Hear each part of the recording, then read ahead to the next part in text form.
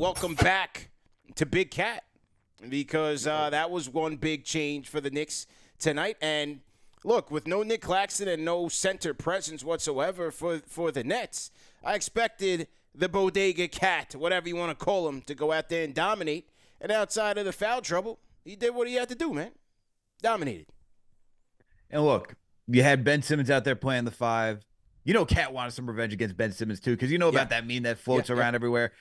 He just took Ben Simmons' lunch tonight, 10 of 16 from the field, 1 of 3 from downtown, 5 of 5 from the free throw line, 15 boards. Ben Simmons not doing anything. Ben Simmons ending with 1 big fat 0. Yeah. And you have Karl Tibs with 26 points against him with the 6 assists. This man was just doing everything tonight, man. But the only gripe I have with Cat is the foul trouble. But other than that, you just see the impact that he has and what happens when he's missed. You talk about a close game on Friday night against the Brooklyn Nets.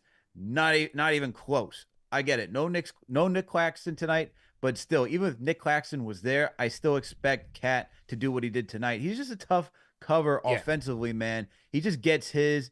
It's unstoppable. He'll go draw you out of the paint, does whatever he wants. You talk about threading the needle. If he's not going to shoot, he finds guys like OG, Josh Hart cutting left and right, man. Yeah. I even like what he did.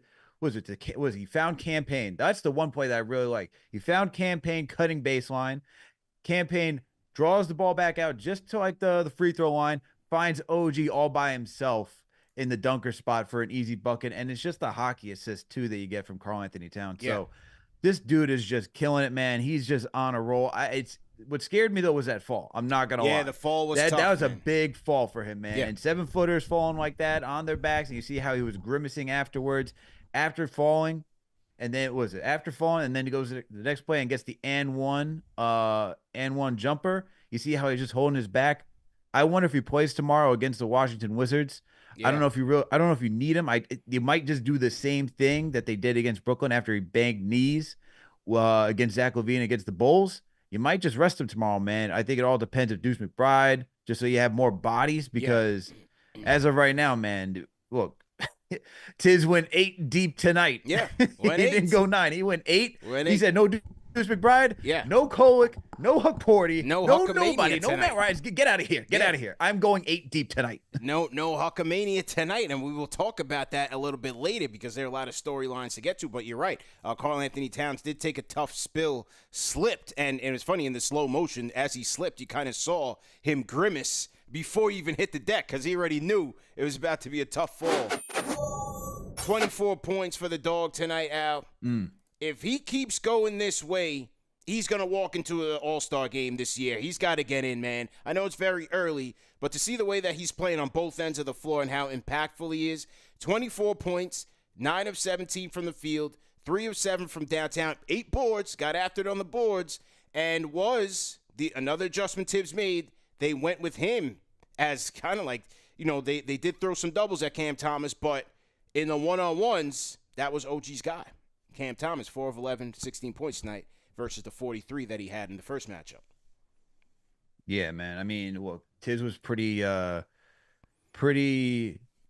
tactical with how he wanted to play OG and Anunoby tonight. And OG's just been killing it, man. I mean, to start the season, he has just been absolutely on one. I'm just going to read you the OG stats right now for the season. He's averaging 37 minutes per game, all right? He's averaging 37 minutes per game. He's averaging 17 points. He's shooting 50% from the field, 37% from downtown. He's averaging 5 boards, over 2 assists. Yeah. This guy's killing it, man. And he's averaging 1.5 steals. Yeah. Yeah. Close to a block. He's 0.7. He had a solid block today, too, man. Man. Good block. OG is just all over the place, and this is the next step in his development as just a player in his career. Because in Toronto, we didn't see this, man. You didn't see this type of offensive productivity from OG, and the fact that he's doing this now, and like I talked about not too long ago, it's efficient. He's not like doing any crazy combo dribble moves. He's just cutting, taking open shots. When he is dribbling, he's either just going straight for the hoop, or he knows how to lower that shoulder, create separation, and pull up for a mid-range jumper, man. And that is the most phenomenal aspect about his offensive game. It doesn't take a lot. It's very effective. And look, he gets over 20 points tonight. dude is just holding it down for the New York Knicks. If you want to talk about Karl Anthony Towns being solid in his role, OG's right up there, like carrying. Okay, we're talking about carrying the burden of what it is right now. This team hasn't even hit all of its stride, but it's definitely Karl Anthony Towns, OG, and I put Josh Hart up there as well from the starting five as the guys who are like being the most productive right now. You know, all of the rumors when he was being courted around trade deadlines for the past 2 years prior to getting here, and the rumors about, you know, the bag that he wanted to get in free agency and how he wanted an expanded role offensively. Well, he's getting his chance now, and he's delivering, man. The offense is so smooth, super efficient. I'm going to show a heat map a little later on. His heat map right now, his shot chart heat map is threes and the paint.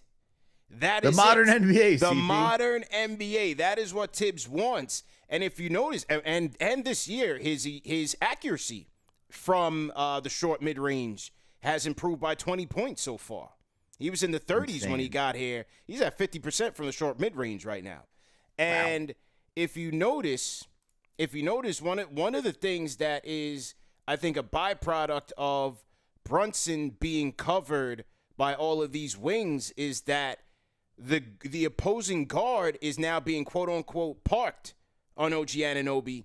And what you're seeing is in a lot of these games is when the Knicks have that mismatch, they're trying to exploit it on the other side as quick as they can.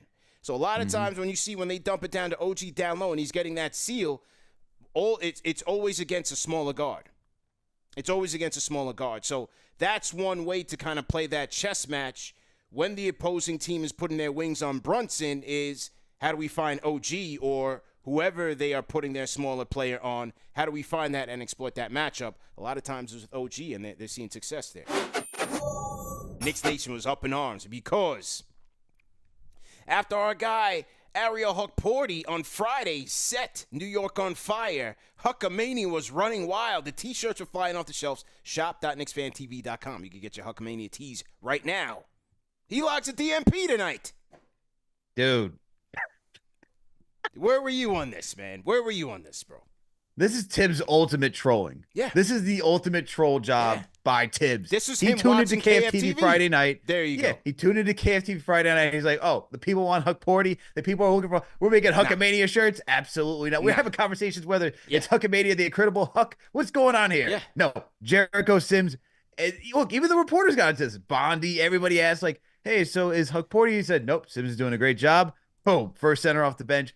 Cat gets two quick fouls. Boom. Jericho Sims out there. It's like, what in the world is good? I really do feel like Tibs just be trolling the fans at times. Like I think he likes to be like, I'm the captain of this ship. No one's gonna tell me what to do. I don't care what you're all seeing. I'm a move the way I want to move. Yeah. All right. When I decide Hukporti's gonna get the time, I'll decide when Hukporti's gonna get the time. Yeah.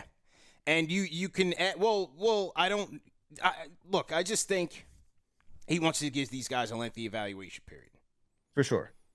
You know, he likes what he saw from Sims, and Sims he's played well these last two games. You know, to his standards. He had a good block tonight. Got after it on the boards. Caught the alley. Caught the lob. Maybe show a little offense. He went for a buzzer beater attempt, did air ball, but it was a good shot attempt. You want to see him do that. I did like that.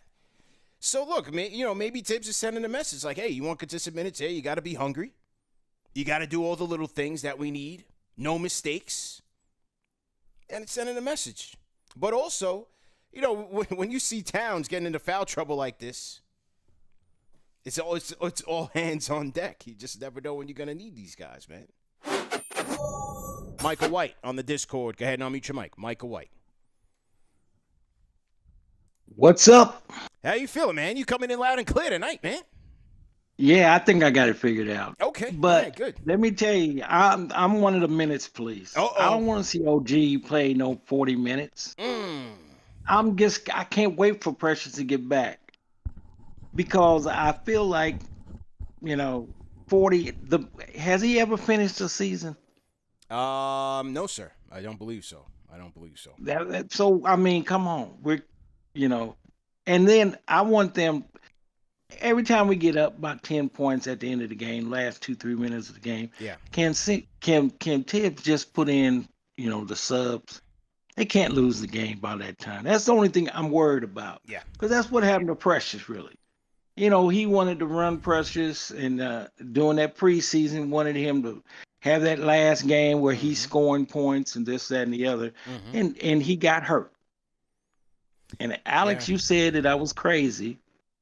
But I knew. Calling you out, Alex. Taking a shot at you. Yeah, Alex. Get at him, Michael. Get at him, man. Get at him. But I was like, please take him out. Please take Precious out. But I mean, we got to use. I hope we can get to the place where, end of the game that the Tibs. I know he ain't gonna do it. No, he ain't gonna do it because I've seen him too much. But he would get to the place where he would just last 4 minutes a game in the games that we're winning, without question, that he takes those guys out the game. Man. Can he just do that?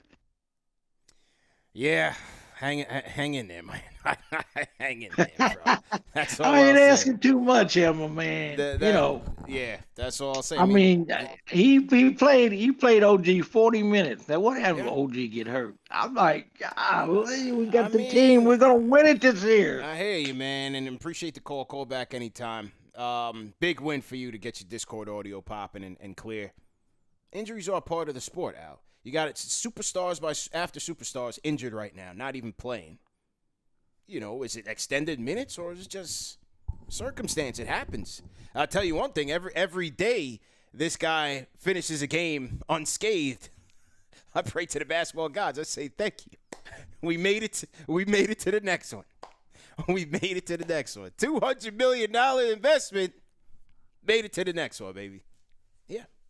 Yeah, man. I called Michael White crazy. I don't think I've ever called anybody crazy on the show. Yeah, he called you out, man. Yeah. He said I called him crazy. Why did I call him crazy? Because of minutes? Is that what's going on here? He had some smoke for you, bro.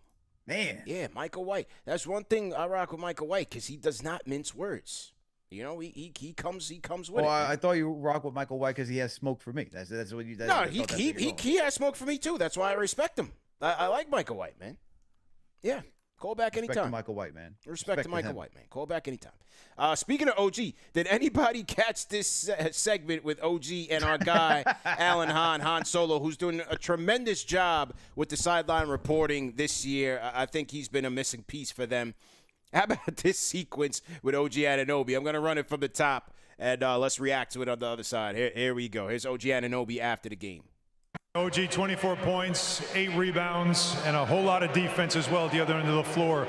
Was defense the key to tonight, to making sure this team didn't make the comeback like we saw Friday? Yeah, definitely getting stops. No. Definitely getting stops and running out and scoring transition. Our defense fuels our offense, so that's a big key for us. Okay, I'm going to hold on to it from here on in. All right. Karl-Anthony Towns comes back into the lineup as he's going to pose behind us right now. How important was he as far as just being dominant in the paint? Oh, it's super important. He's a monster down there, and he can do everything out there. So he's a special player, and we love having him. And now it's a back-to-back situation for you guys, but you win 2 games against the same team in a week and you get a sweep. That stuff matter this part of the season to get a sweep against the same team? 2 games, Friday, then Saturday, Sunday. It's not a typical way to play, but you play a team twice. Feels a little bit like a playoff game. Yeah, it definitely feels like a playoff game, but our goals every game is to win each and every game, so it doesn't matter who we're playing. All right, that was a little OG Anunoby on there. Snatches the mic from Han Solo. I love how Han's like, all right, I'm going to hold on to the mic from here on out. Nope, you are not, good sir. So you get to see a little personality from your $200 million man. I like that. Good job by OG, man. This is the most personality I think I've seen from OG in the past 2 days. Yeah. 2 games, I should say. Yeah. He got aggressive because you had Dorian Finney-Smith, shove him last game. Yeah. You saw some aggression. Now you get to see some lighthearted OG tonight. Stealing the mic. He just wants to be an MC, man. Yeah.